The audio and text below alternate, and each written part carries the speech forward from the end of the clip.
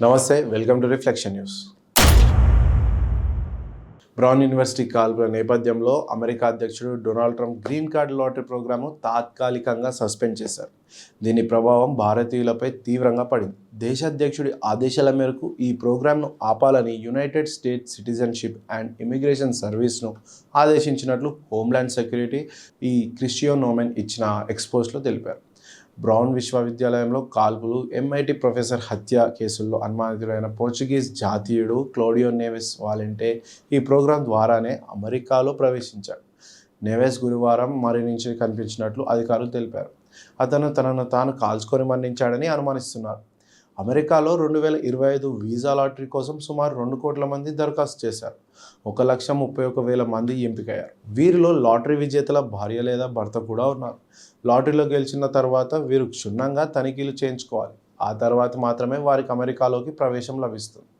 అయితే అమెరికా బాటలో యూరోపియన్ కూడా నడుస్తుంది. వలసలు, ఆశ్రయం విధానాన్ని యూరోపియన్ యూనియన్ సవరించింది. బంగ్లాదేశ్, కొలంబియా, ఈజిప్ట్, కోసావో, భారతదేశం, మొరాకో, ట్యూనీషియా ఇలాంటి సురక్షిత దేశాలుగా ప్రకటించింది. ఈ దేశాల నుంచి ఈయూలో ఆశ్రయం కోరే వారికి దరఖాస్తులను సత్వరమే పరిశీలించి ఆశ్రయం పొందేవారి సంఖ్యను తగ్గించనున్నట్లు ప్రకటించింది. ఈ మేరకు యూరోపియన్ యూనియన్, యూరోపియన్ కౌన్సిల్ లేదా 27 ఈయూ దేశాల అధినేతలు కూటమి మధ్య కుదిరినట్లు పేర్కొంది. ఈ ఒప్పందంపై మానవ హక్కుల సంఘాలు తీవ్ర ఆగ్రహం వ్యక్తం చేస్తున్నారు. దీంతో భారత్లో తాము వివక్షకు, హింసకు గురవుతున్నామంటూ ఈయూలో ఆశ్రయం కోరేవారికి ఇబ్బందులు తప్పవని చెప్పారు.